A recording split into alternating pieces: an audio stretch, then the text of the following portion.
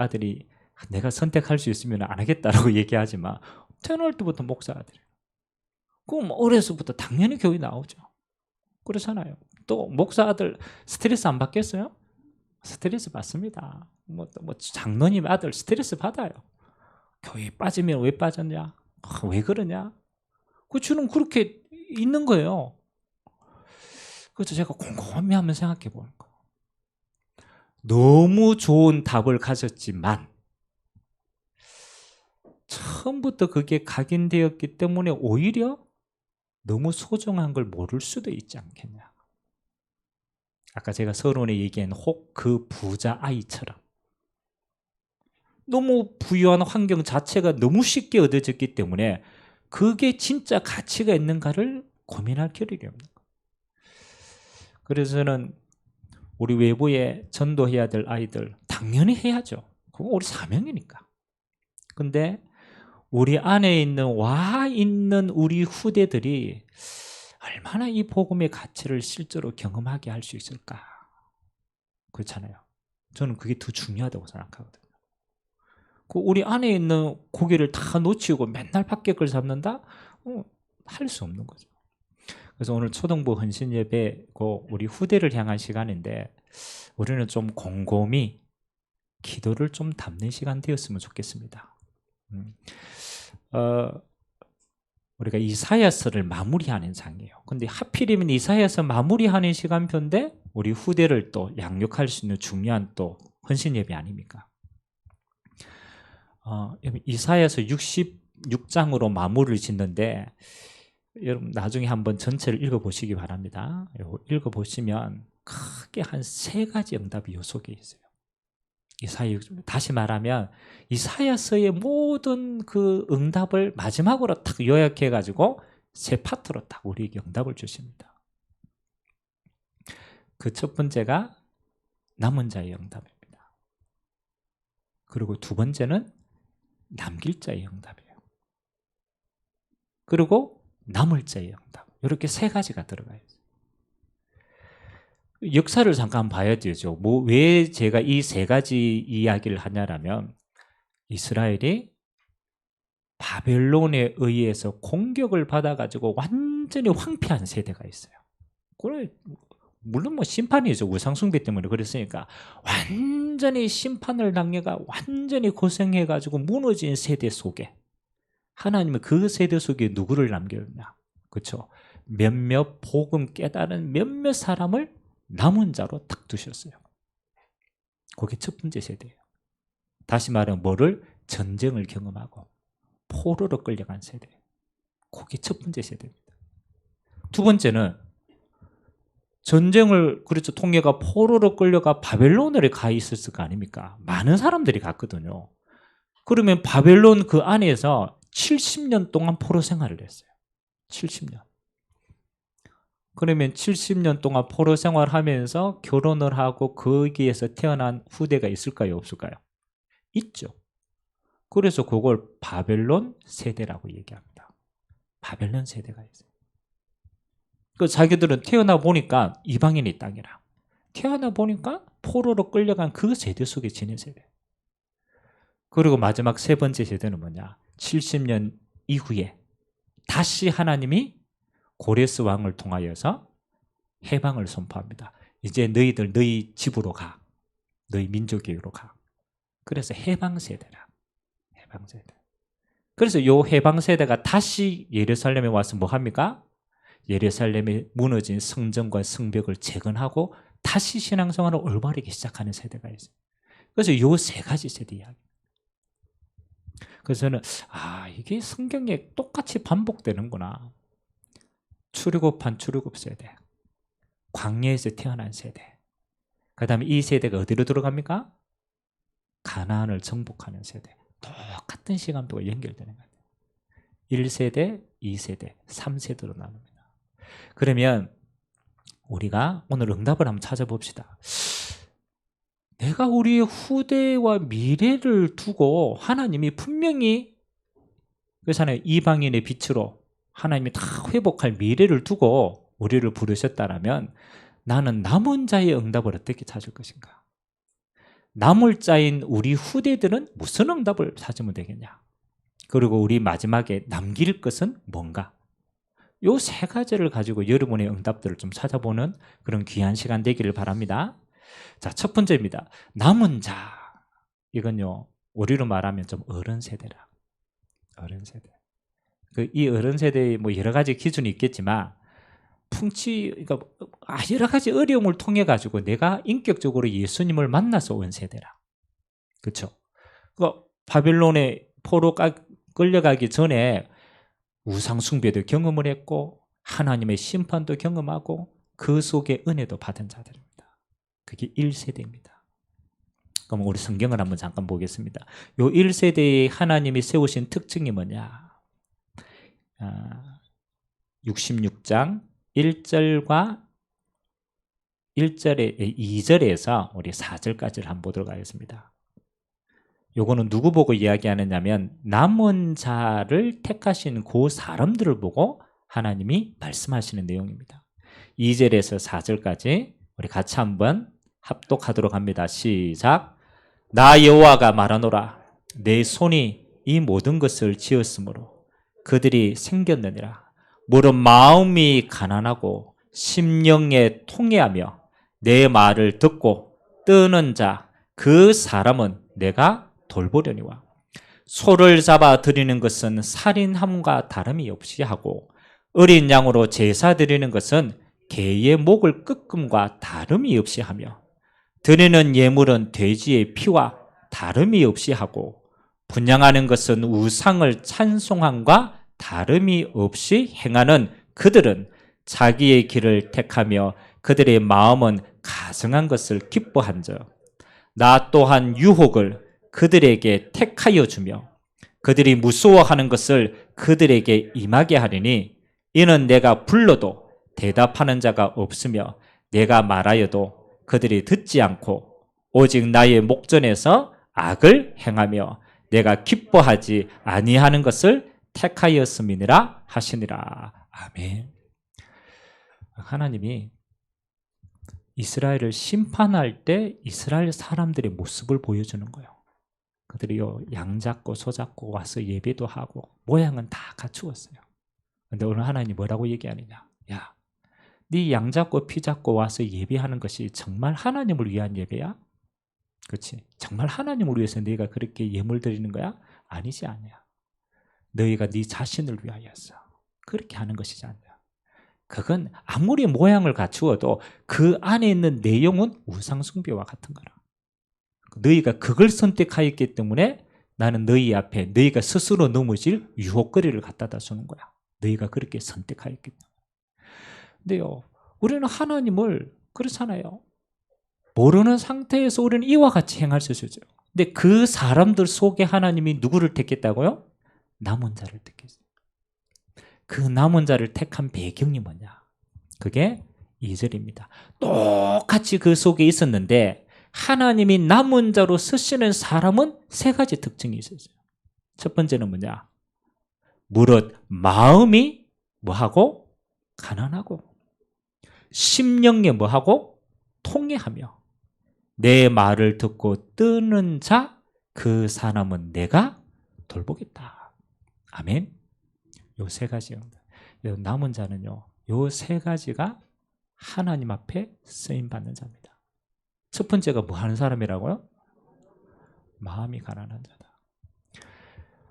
여러분, 우상숭배, 우리도 우상숭배라는 것은 뭐 크게 우리 형상 만들어 놓고 하는 것도 우상숭배지만 그건 정의가 아닙니다. 그건 모습이고. 우상숭배의 정의는 뭡니까? 하나님보다 내가 높아져 있는 것은 우상입니다. 하나님보다 내가 높아져 있는 것. 그게 형상이든 보이는 것이든 보이지 않는 것이다. 여러분, 하나님이 이 남은 자를 택할 때 첫 번째 기준이 뭐였다고요? 마음이 가난한 자. 마음이 가난한 자. 이게 무슨 의미일까요? 예수님도 똑같이 산상수훈에서 그렇잖아요. 예수님이 똑같이 산상수훈에서 맞잖아요. 저 바리새인들 보고 메시지 하는데요. 전부 뒤집었다네. 마음이 가난한 자는 뭐가 있나니? 복이 있다. 사실은 이 말씀을 예수님께서 인용을 했을 수도 있어요. 여러분, 우리가 하나님 앞에 의로운 자는요, 어떤 사람이 의로운 자냐? 죄가 없는 사람이 의로운 자가 아니에요. 우리는 다 죄인이기 때문에. 하나님이 의롭다라고 하는 사람은요, 내가 죄인임을 인정하는 자예요. 내가 죄인임을 인정하는 자. 다시 말하면 나의 연약함을 인정하는 자예요. 내가 높아져서 하나님, 내가 우상 숭배하고 나 뜻대로 살았습니다. 그걸 인정하는 자입니다. 그게 마음이 가난한 자예요. 하나님 믿기 제일 힘든 자가 어떤 자냐면요, 죄인임이 인정되지 않는 자예요. 죄인, 내가 뭐 죄인이야? 그렇죠. 우리가 자범죄도 맞고 조상의 죄도 맞지만 하나님이 말씀하시는 죄의 기준은 그게 아닙니다. 하나님이 말씀하시는 죄는 원죄를 말해요. 아담과 하와의 죄가 미안하지만 너에게까지 내려와 있는 거예요. 하나님을 모르고 떠난 죄가 가장 큰 죄예요. 그래서 마음이 가난하자, 한마디로 딱 얘기하면 우리의 연약함을 인정할 수 있는 사람. 아멘. 은혜 받는 방법은 간단합니다. 우리가 우리 스스로의 것을 포장하지 않으면 은혜 받아요. 아멘. 그렇잖아요. 하나님은 우리 안다니까요. 근데 우리는 자꾸 포장을 해요. 핑계를 또 포장을 해요. 그래서 하나님의 은혜 주시는 사람은 뭐예요? 나의 연약함을 그냥 있는 그대로 보일 수 있는 자. 아멘. 그 사람은 은혜 주십니다. 두 번째, 뭐 하는 자라고요? 심령이 통회하는 자. 여러분, 정말로 죄인임을 아는 자는요, 고민합니다. 이 죄를 어떻게 벗을 수 있을까? 이 죄를 어떻게 벗을 수 있을까? 그러니까 길을 모르면 절에도 갑니다. 왜? 죄가 많은 걸 아니까. 108배도 합니다. 왜? 죄를 해결하기 위해서. 오만 몸부림을 다칩니다. 여러분, 우리 인간의 죄의 입장으로 죄 해결할 수 있는 사람은 아무도 없어요. 108배 해도 죄를 해결할 능력이 없어요. 심령이 통회하는 자라는 뭐 하는 겁니까? 하나님이 구원하심을 바라보는 자라. 하나님이 나를 구원하시지 않으면 구원받을 길이 없구나. 그걸 인정하는 자예요. 그래서 하나님이 우리에게 복음을 주신 거예요. 그게 가치가 있단 말이에요. 하나님이 우리에게 하나님 만나는 길을 먼저 열어주신 거예요. 내가 인간의 몸을 입고 너의 죄를 사하고 내 있는 대로 내가 너를 오게 하리라. 그분이 그리스도입니다. 아멘. 심령 통회하는 자는요, 복음이 그냥 지식이 아니에요. 내 삶에 예수가 아니면 안 되구나, 여기에 대한 절대적인 응답을 가지고 있는 자예요. 그 사람이 진짜 가치 있게 하는 거. 예수님이 이래서요, 야, 진주, 이 너무 값진 거야. 너무 값진 거야. 근데 내 이 진주를 돼지에게 던져주겠냐?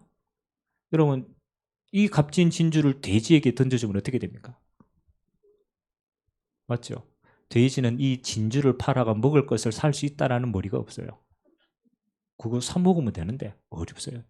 던지면 뭐 하는가? 발로 밟아요. 왜? 먹을 게 아니니까. 그래서 이 진주를, 진주값을 아는 사람에게 진주를 줘야? 그렇잖아요. 이게 그게 응답이 되지 않냐. 복음이요, 너무 가치 있는데 우리는 너무 가치 없도록 전하는 거예요. 여러분의 인생에 복음이 복음되는 축복이 있게 되길 바랍니다. 마음이 가난한 자, 할 수 없구나. 심령이 통회하는 자, 그래서 하나님의 은혜만이 구원의 길이구나. 그걸 인정하는 자예요. 그리고 세 번째는 뭐라고 얘기합니까? 내 말을 듣고 뜨는 자, 그 사람은 내가 돌보겠다. 하나님 참 중요하죠. 하나님의 말씀 앞에 뜨는 자, 하나님이 주신 말씀을 신뢰하는 자, 그게 순종하는 자. 하나님이 이 바벨론 세대에게 뭐 합니까? 앞으로 포로로 끌려갈 것이지만 내가 회복하겠다. 이전 영광이 더 크게 되겠다. 기억하지도 않게 하겠다. 그 말씀을 신뢰하고 가는 자는 그 응답 누릴 줄 믿습니다. 자, 그러면 오늘 남은 자가 해야 될 사명이 좀 있어요. 남은 자는 하나님이 이렇게 남겨두셨는데 사명이 뭐겠냐? 제가 우리 임직 후보자들에게는 이렇게 매번 이렇게 기회가 될 때마다 이거 꼭 한 번씩 전달을 합니다. 여러분, 우리 교회에서 여러분들이 우리 조그만한 애들, 랩런트들을 만나면 여러분 무슨 이야기를 자주 합니까? 우리 애들 만나면 물론 뭐 연령에 따라 다르죠. 너무 어리면은 소통이 안 되니까. 근데 조금 소통이 될 만하다라고 하면은 여러분 무슨 대화를 할 겁니까? 맞죠? 대화할 내용이 없죠. 그러니까 예배 마치고 빨리 도망가잖아요. 왜? 할 말이 없어. 할 말이 없어. 여러분 남은 자의 하나님의 은혜를 받은 세대는요 반드시 한 가지를 해주셔야 돼요. 그게 뭐냐면 남을 자, 그게 바벨론 세대예요. 남을 자에게 뭘 전달해야 되느냐? 왜 우리가 망했는가? 왜 우리가 심판을 받았는가? 그 이유를 전달해 줘야 돼요. 그래야 안 망할 거니까. 여러분 다니엘이요, 요걸 잘 응답받은 사람이 다니엘이에요. 다니엘이 바벨론의 포로로 끌려가서 딱 두 가지를 그 친구들하고 결단을 합니다. 첫 번째는 뭐 결단하냐면 우상에게 바친 재물을 먹지 않겠다라고 결단을 해요. 그게 첫 번째 결단입니다. 아니 다른 사람들은 다 잘 보기 위해서 우상에게 박힌 재물이고 뭐고 막 먹고 그렇잖아요. 살아야 되는데 안 먹겠다고 결단했어요. 두 번째는 다니엘의 세 친구는 뭘 결단하느냐? 느부갓네살 신상을 만들어놨어요. 그 앞에 절하라. 그들이 결단했어요. 우리는 뭐 하지 않겠다? 절하지 않겠다. 절 안 하면 죽는데요. 죽어도 안 하겠다. 우리가 이렇게 결단하면 하나님이 구원하실 수도 있다. 그리 아니하실지라도 우리는 절하지 않겠다. 그럼 곰곰이 생각해 보세요. 왜 이 다니엘과 세 친구는 완전히 생을 걸고 우상 앞에 절하지 않겠다라고 결단했을까요? 맞죠? 물론 하나님 말씀에 우상 앞에 절하지 말라라고 했기 때문에 믿음이지만 더 중요한 게 있어요. 그렇죠? 우리 이스라엘이 우상 숭배 때문에 망했어요. 그걸 체험한 세대예요. 그렇잖아요.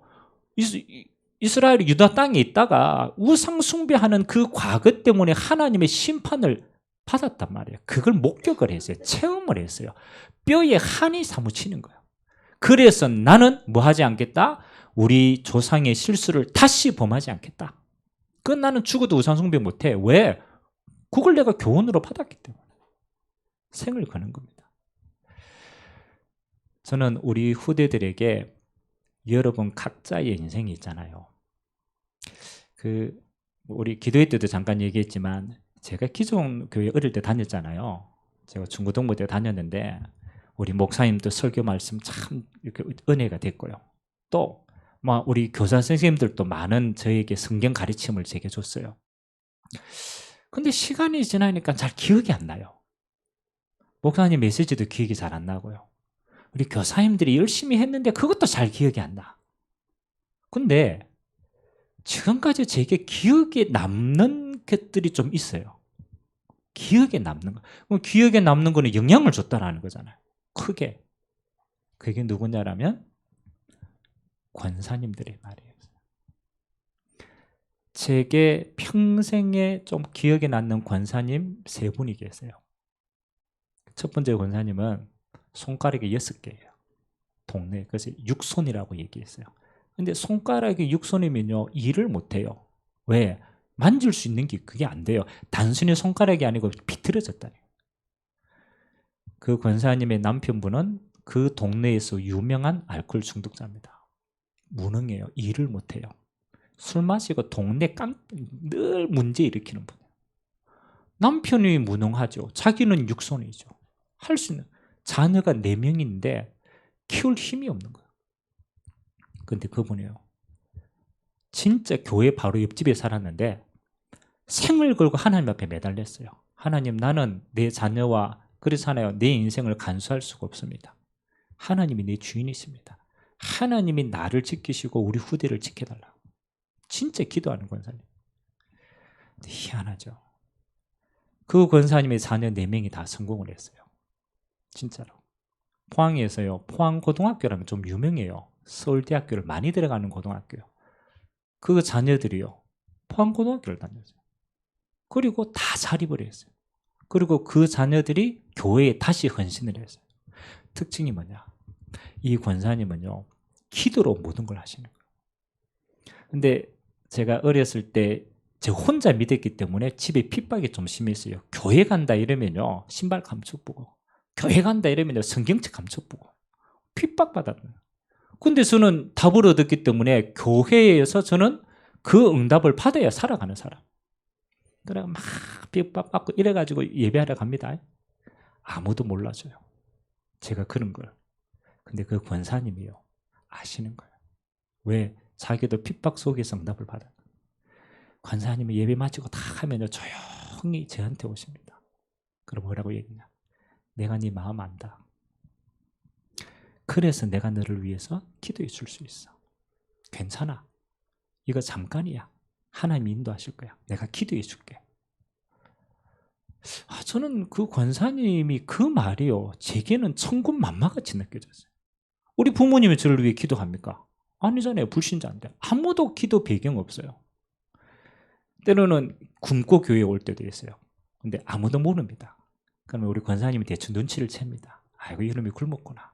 그럼 교회 바로 옆에 집이잖아요. 조용히 부릅니다. 본인도 먹을 게 없는데 같이 밥 먹잖아요. 그러면서 조금씩 뭐 얘기해요? 자기 인생 얘기를 해주세요.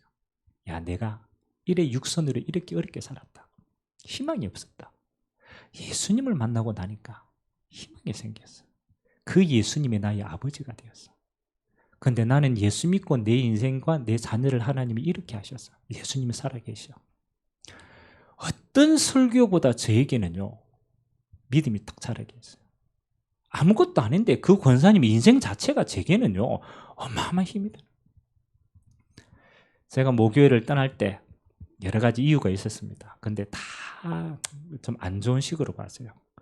근데 그 권사님은요, 끝까지 저를 믿어주셨어요. 너는 훌륭한 목회자가 될 것이야. 내가 기도하고 있으니까. 그 권사님이 소천했을 때 저는 가서 장례식을 보고 하면서 제 마음에는 참 많은 생각들이 주어졌어요. 제가 왜 이야기를 하느냐? 우리 렘넌트는요, 어려움을 겪어보지 못한 세대라. 저주가 뭔지, 재앙이 뭔지 몰라요. 왜? 교회 안에서 자라났거든. 그걸 들을 수 있는 데가 없어. 저는요, 짧은 시간에 여러분이 우리 후대들하고 잠깐이라도 딱 만날 수 있는 시간이 있다라면 좀 편안한 시간이 있으면 더 좋고요. 야, 내가 만난 예수님은 이래. 내 인생이 이랬어. 근데 나는 이것 때문에 예수를 믿게 됐어. 근데 그 예수님이 내 인생에 이렇게 응답이 있었어. 예수님이 이런 분이시야. 여러분들, 우리 렘넌트들이 여러분의 얼굴 볼 때 그렇잖아요. 여러분에 대해서 뭘 보겠습니까? 아무것도 안 봅니다. 그냥 뭐 교회 다니시는 권사님, 장로님이시지 아무도 몰라요, 스토리를. 그래서 저는 한 번은 좀 여러분 인생 스토리가 우리 후대에게 전달되는 시간이 있었으면 좋겠습니다. 아멘. 바벨론의 1세대는 뭐냐? 고난을 겪었어요. 그리고 남은 자로 응답받았어요. 고난과 복음을 아는 사람이에요. 그 아는 사람은 후대에게 반드시 뭘 전달해 줘야 되느냐? 복음의 가치를 전달해 주셔야 돼요. 여러분, 기회가 되면 짧게라도 여러분의 인생 간증문을 한번 적어보세요. 길게 말고 내가 왜 예수를 믿게 됐냐? 그 짧게. 왜 예수님은 나에게 필요했냐? 그리고 예수 믿고 내 인생은 달라진 게 뭐냐? 그게 꼭 돈 벌고 이런 게 아니더라도 뭐가 나는 행복했냐? 꼭 한 페이지로 딱 적어보세요. 여러분, 그래서 우리 후대들이 그거를 뭐잖아요, 읽으면 여러분 보는 눈이 다를까요, 안 다를까요? 달라집니다. 아, 저 권사님은 저래서 예수님을 믿고 저렇게 교회에 헌신하는구나. 이유가 있구나. 아멘. 여러분이 남은 자로 하나님이 남겨두신 이유가 저는 거기 있다고 생각합니다. 그래서 물론 우리 남은 자의 세대는요, 잘 안 되는 게 있어. 여러분, 뭐가 잘 안 돼요? 체질이 안 돼. 아니, 복음은 가치는 아는데 체질이 얘 체질이란 말이에요. 그래서 유명한 목사님이 이런 말을 남겼습니다. 입은 삐뚤어져도 말은 바로 해야 된다. 중요합니다. 체질이 안 바뀌는 거는 인정해야 돼요. 왜? 불신자의 체질이 내게 너무 오래 있기 때문에. 그 입이 삐뚤어졌어. 그래도 내게는 뭐가 있어요? 복음이 있어요. 내가 다 안 된다고 해도 복음은 복음이라. 아멘. 이 복음은 우리 후대들에게 진짜 인생 간증으로 물려줘야 돼요. 저는 우리 부모님 이제 예수님 믿으시지만 우리 아버님이 저는 우리 아버님이 교회를 다녔다라는 걸 옛날에 상상도 못했어요. 우리 아버님 내가 첫 번째 전도 대상자였거든요. 매번 성령께 사들고 막 이래 아버님 교회 가시면 우리 아버님과 내가 50대면 간다. 뭐야 하필 왜 50인지는 모르겠어요. 50. 근데 진짜 저는 이적 보고 있었어요. 근데 50 딱 되는 그 해 진짜 거짓말같이 제가 사준 성경책 들고 교회를 다니시더라고요. 그때 하시는 말씀이 있어요. 야 이놈아, 너는 그냥 네가 예수 믿은 줄 알지? 아니야. 이 아버지가 아주 어렸을 때 우리 아버지니까 할아버지잖아요. 할아버지가 가정교회를 했어요. 일제치하 때 가정교회를 했어요. 그러니까 그 영향이 우리 아버님 어릴 때 각인이 되어 있어요. 야, 내 찬송가 많이 안 돼 이러더라고요. 그러니까 들어가 있는 거예요. 근데 아버님 세대 한 세대가 복음이 끊어진 세대예요. 그러면서 그러더라고요. 네가 이렇게 교회 다니고 이렇게 하는 거 우연이 아니야. 다 위에 기도 배경이 있어. 저는 처음 들었어요. 몰랐다면 저는 영원히 몰랐을 거예요. 우리 아버님 인생이 저랬구나. 여러분의 인생이 우리 남을 자인 후대들에게 작지만은 간증될 수 있는 시간표가 되길 주님의 이름으로 기도합니다. 큰 증거 아니라도 괜찮아요. 아주 작은 거라도. 두 번째는 우리 남을 자인 바벨론 세대의 응답입니다. 우리 남을 자인 응답은 간단하죠. 하나님이 왜 바벨론으로 그들을 보냈을까요? 이유는 뭐겠어요? 맞죠? 왜 하나님이 바벨론까지 우리 후대들을 가게 만들었을까요? 뭐 하라고? 바벨론은 그 시대의 강대국입니다. 강대국이라는 말은 그 시대에 있는 세계에 영향을 가장 많이 미치는 나라였더라. 그러니까 그 바벨론에요. 누가 모이느냐? 전 세계의 사람들이 바벨론으로 모이게 돼 있어요. 하나님은 전 세계 사람들이 모이는 바벨론으로 우리의 후대를 뭐 보낸 거예요? 유학 보낸 거예요. 포로처럼 끌려가는 것처럼 보이는데 아니라니까요. 포로로 끌려가는 게 아니고 전 세계를 보고 이 복음의 가치를 전달할 자로 하나님은 우리 후대를 세우신 줄 믿습니다. 그게 237 세계를 볼 수 있도록 우리 후대를 그 말은 세계 복음화 하라고 하나님 부르셨다라는 거예요. 아멘. 이건 마음에 딱 담으세요. 우리 후대는 그냥 대한민국에서 대충 잘 먹고 조금 돈 벌고 집 한 채 구하고 결혼해가지고 대충 살고 그 우리 수준이라. 하나님은 복음 가진 우리 후대를 세우실 때 목표가 딱 하나입니다. 복음의 가치를 알고 너희가 이방의 빛이 될 것이야. 그래서 하나님은 여러 가지 과정을 겪게 하십니다. 왜? 이방을 봐야 되고 세계를 봐야 되니까. 그래서 저는 우리 후대들을 마음을 그렇게 늘 담아요. 너희들은 세계를 품을 자들이야.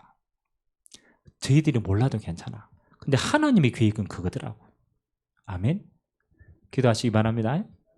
여러분의 후대, 여러분 수준으로 보지 마세요. 하나님은 세계를 살릴 언약의 백성으로 불렀다. 여러분 그 기도하셔야 돼요. 우리 후대들은 몰라도 그 길을 가게 됩니다. 반드시 하나님이 가게 하십니다. 하나님이 약속이니까. 그래서 우리 후대들은 237을 볼 수 있는 자들로 또 진짜 복음을 가치를 아는 자들로 하나님이 세워나가실 줄 믿습니다. 마지막 세 번째는 남길 자입니다. 그 포로에서 끌려간 세대와 바벨론에서 태어난 세대들이 연합을 해서 다시 예루살렘으로 옵니다. 그게 남길 자의 세대입니다.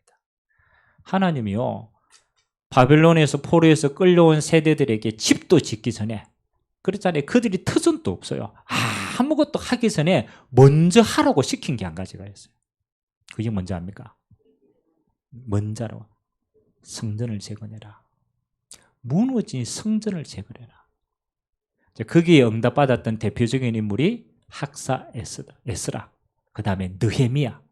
이런 지도자들이 성벽 재건하고 성전을 다시 재건했어요. 곰곰이하면서 생각해 보시죠. 하나님, 저 예루살렘 성전이 솔로몬 성전인데 그걸 왜 무너뜨립니까? 그리고 이제 와서 또 왜 지으라고 얘기합니까? 그렇잖아요. 하나님 무슨 계획이 있습니까? 저는 봤어요. 하나님이 예루살렘 성전을 솔로몬을 통해서 세우실 때 그 성전의 가장 중요한 게 지성소지만 그건 하나님이 임재하는 곳이에요. 근데 그 지성소의 은혜가 흘러가게 하기 위한 것이 세 가지 뜰을 만들었어요. 지성소에서 세 가지 뜰을 그 주변에다 다 세워놨어요. 근데 그 가운데 가장 큰 뜰과 중요한 뜰이 뭐냐? 정문으로 들어가는 게 첫 번째 뜰인데 그 첫 번째 뜰이 중요합니다. 그 뜰이 무슨 뜰인지 압니까? 이방인의 뜰이에요. 지성소로 가는 가장 첫 번째 가장 넓은 광장을 하나님은 누구에게 예비하셨냐? 이방인들에게 예비했어요. 그래서 하나님은 처음부터요 뭐 하는 거냐? 모든 이방인들이 예루살렘 성전을 통해서 하나님을 만나는 길을 예비해 놨어요. 첫 번째 뜰이었어요. 근데요 이 이스라엘 백성들이요 예루살렘 이방인의 뜰이 있을 이유를 몰랐어요. 맨날 자기 문제 가지고 와가지고 내 문제만 해결해 달라고 그러고 맨날 나를 위해서 하나님이 그 예물 받고요. 이건 우상이라고 얘기했어요. 무슨 말이냐? 하나님이 성전에 주신 이방인의 뜰을 한 번도 두고 기도하고 그 가치를 아는 사람이 한 사람도 없어요. 성전의 역할을 제대로 했어요? 못했어요? 못했어요. 그러니까 하나님이 성전을 무너뜨려 버린 거예요. 왜? 의미가 없으니까. 하나님이 다시 재건하라 하라고 했을 때의 목적이 뭔지 압니까? 하나님이 바벨론 끌려가는 세대들이 바벨론에서 전도를 했어요. 그러니까 이방인들이 예수를 믿게 된 거예요. 이방인들이 하나님을 믿게 되었어요. 바벨론에서 귀환할 때 기가 막히죠. 포로된 세대들만 귀환한 게 아니라니까요. 이방인 속에서 하나님을 믿는 자들이 자원한 거예요. 나도 하나님을 섬기기 위해서 예루살렘 성으로 가면 안 되겠냐? 나도 거기서 예배드리고 싶다. 이런 자들이 일어난 거예요. 우연입니까? 필연입니까? 하나님의 필연이에요. 하나님이 바벨론에서 뭐 하라고? 이방인들을 제자를 세워서 함께 데리고 옵니다. 이번에 지을 성전은 그렇잖아요.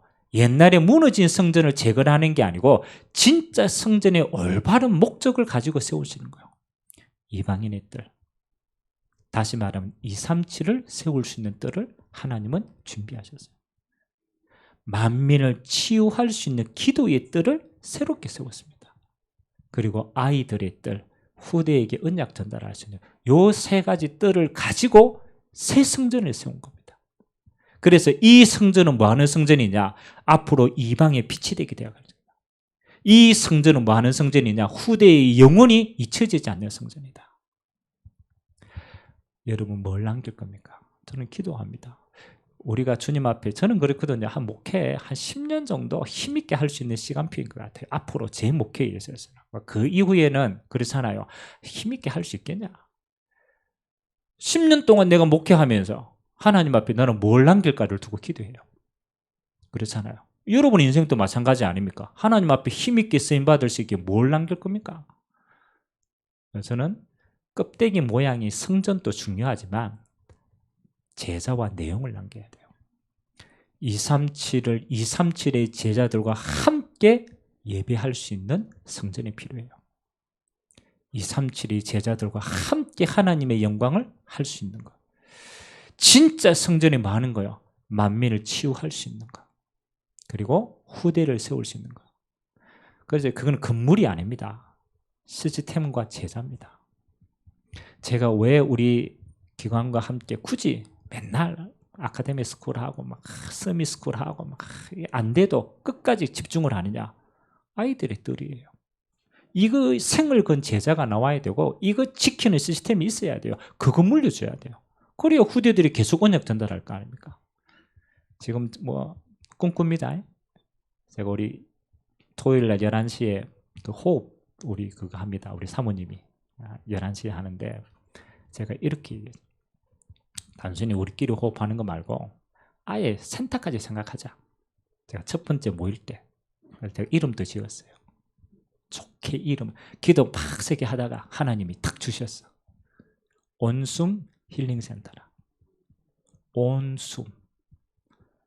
온이라는 단어가 굉장히 중요합니다. 우리나라의 말이 있어서 온전하다, 모든 것이다. 이게 온이라는 뜻이에요. 홀이라는 뜻이거든.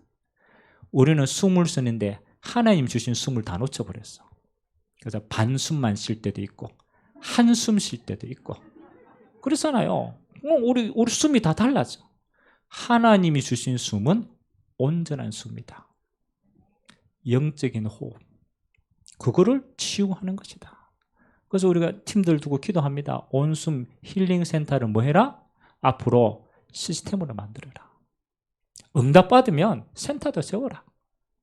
여러분 그렇잖아요. 저 보세요. 기운동 하는 사람은 곳곳에 기센터 다 세워놨어요.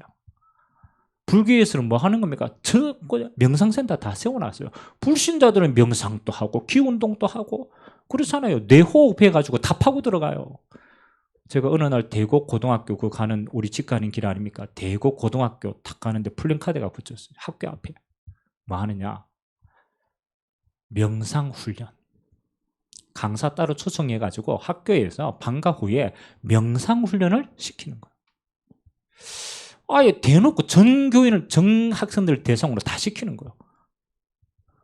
명상이 좋다 나쁘다 이 말이 아닙니다. 그렇게 해서 뭐 하는 거예요? 세상을 파고 들어간다는 거예요. 그래서 저는 좀 기도합니다. 만민을 위해서 치유해라. 온숨 힐링센터가 앞으로 만민을 치유할 시스템이 되길 주님으로 기도합니다. 기도하셔야 돼요. 그리고 우리에게는 뭡니까? 후대, 그 다음에 237을 세울 수 있는 뜰. 그래서 저는 우리 후대들요, 진짜 세계복음화에 눈을 열어주는 거 이거 꼭 필요하다고 생각합니다. 그래서 우리 해외 캠프 가고 이러면요, 되도록이면 저는 랩런트 데려다닙니다. 우리 이삭이가 초등학교 4학년 때 저하고 홍콩, 호주 이거 캠프할 때 같이 갔거든요. 코로나 기간 중에 한번 물어보더라고. 제가 교회 다니면서 다른 건 다 별 재미가 없대. 가도 재미가 없대. 딱 한 개 이야기하더라고. 아빠 홍콩 언제 가 이러더라고. 홍콩 언제 가 이러고. 지 인생 속에 한 개가 딱 들어온 거예요. 홍콩 가서. 그렇잖아요. 홍콩 가서 캠프하고 막 그 대학생 그 언니 오빠들 만나서 막 하고 이게 자기에게는 눈이 탁 열린 거예요. 그래서 야 그거 하나는 좋다라고 얘기하더라고요. 물론 쌓이겠죠. 기도하세요. 하나님 우리 후대들은 237 살릴 응답 당연히 받을 것이다. 그래서 이사야서를 마무리하면서 여러분 세 단어로 응답을 탁 요약하세요. 하나님이 나를 남은 자로 불렀다. 아멘. 남은 자다. 남은 자는 한 가지만 하면 돼요. 복음의 가치를 알고 복음의 가치를 전달하는 거예요. 그걸로 끝입니다. 입은 삐뚤어져도 말은 바로 해야 돼요. 내 인생이 간증이 되게 하겠다. 요가지.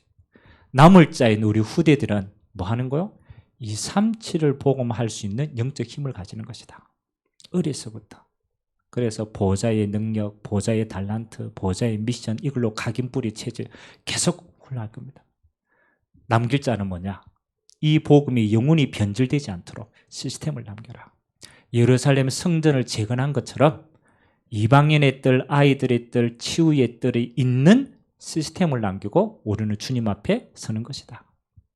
요 세 가지 응답이 여러분의 평생의 응답 되시기를 주님의 이름으로 기도드립니다. 우리가 같이 한번 조용하게 한번 기도합시다. 오늘 말씀을 받았습니다. 내용은 많지만 요약을 하면 세 가지 세대입니다. 남은 자 세대, 남을 자 세대, 그리고 남길 자 세대.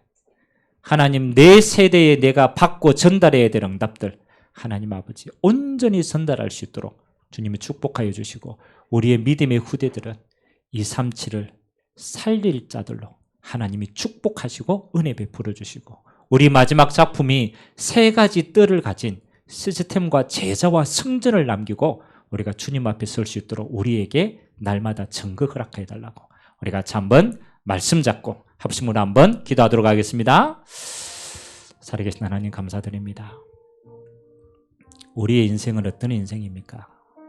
그냥 단순히 어느 날 있다가 하나님 어느 날 가는 인생입니까? 그렇지 않습니다. 하나님이 우리 인생을 선택하실 때 하나님은 우리의 과거를 아셨습니다. 하나님은 우리의 오늘을 아시고 미래를 가지시고 우리를 구원하셨습니다. 우리를 남은 자로 선택하여 불러주셨습니다. 교회가 조롱을 받는 시대입니다. 복음이 조롱받는 시대입니다. 가치가 없다라고 하는 시대입니다. 하나님 아버지, 우리는 이 복음의 증인입니다. 왜 내게 예수가 필요한 것인가? 왜 나는 오직 예수의 생을 거는가? 내 인생을 왜 여기에 우리는 올인하는가? 하나님, 우리는 그 응답을 가진 세대입니다. 저주를 보았습니다. 재앙을 보았습니다. 진짜 예수가 아니면 안 되는 절대적인 이유가 우리의 인생에 각인되고 경험이 되었습니다. 하나님 아버지, 우리가 다른 것은 영적 유산으로 물려주지 못할지라도 오직 예수만은 우리 후대들에게 영적 유산으로 물려줄 수 있도록 하나님 우리 인생을 기억하게 하시고 우리 인생이 간증이 되게 하시고 우리 인생이 증거가 될 수 있도록 주님이 축복하여 주옵소서. 하나님, 우리의 미래는 남을 자의 세대입니다. 아무리 누가 얘기해도 하나님은 이 삼치를 두고 만민을 두고 하나님은 나와 우리의 후대를 세워가신 줄 믿습니다. 보좌의 능력을 알고 미션을 가지고 달란트를 찾고 하나님이 그 속에서 나의 작은 것으로 이 삼칠에 영향을 줄 수 있는 우리 믿음의 후대들이 되도록 은혜 베풀어 주시옵소서. 이 복음이 또다시 희미하여지지 않도록 하나님 우리 인생의 방향이 또다시 다른 곳을 향하지 않도록 하나님 이방인의 뜰과 아이들의 뜰과 기도의 뜰이 준비되어진 하나님 새 예루살렘과 새 성전을 준비하고 우리가 이 작품을 영원히 남기고 하나님 앞에 설 수 있도록 우리에게 증거 허락하여 주시옵소서. 오늘 또 우리가 울며 기도해야 될 이유가 있고 우리가 주님 앞에 생을 그려야 될 이유가 여기에 있는 줄 믿습니다. 오늘 예배드리는 모든 자들에게 하나님 아버지 이 여호와의 말씀이 믿어지게 하시고 순종이 되게 하시고 그 말씀 따라 헌신하며 하나님의 영광 드러낼 자들로 하나님이 세워가여 주시옵소서. 모든 영광을 주님 홀로 받아주옵소서. 하나님 감사드립니다. 2020년 22년 상반기 동안 우리에게 이사야서의 말씀을 주시고 오늘 결론의 말씀을 언약으로 잡습니다. 우리를 재앙을 보고 하나님 이 재앙 속에 나를 구원하신 오직 복음의 이유를 아는 남은 자로 불러주시니 감사드립니다. 하나님 이 복음의 이유를 우리 후대들에게 한 맺힌 글로 전달할 수 있는 증인이 되게 하여 주시옵소서. 우리 믿음의 후대들은 하나님 남을 자로 세우셨습니다. 그들의 인생이 연약하고 부족하고 정말 힘이 없는 것처럼 보이지만 하나님은 처음부터 그들에게 복음을 심어주셨고 그들의 인생의 방향이 하나님의 나라를 위하여 달려가게 하셨사오니 이 삼체를 세울 자로 하나님 우리 후대들을 마음껏 사용하여 주옵소서. 영원히 복음이 다시 희미하여지지 않도록 하나님 이 복음을 남길 이방인의 뜰, 아이들의 뜰, 기도의 뜰, 이 시스템을 남기고 우리가 주님 앞에 설 수 있도록 인생이 작품이 되도록 은혜 허락하여 주옵소서. 감사를 드리며 예수 그리스도의 이름으로 축복하며 기도하옵나이다. 아멘.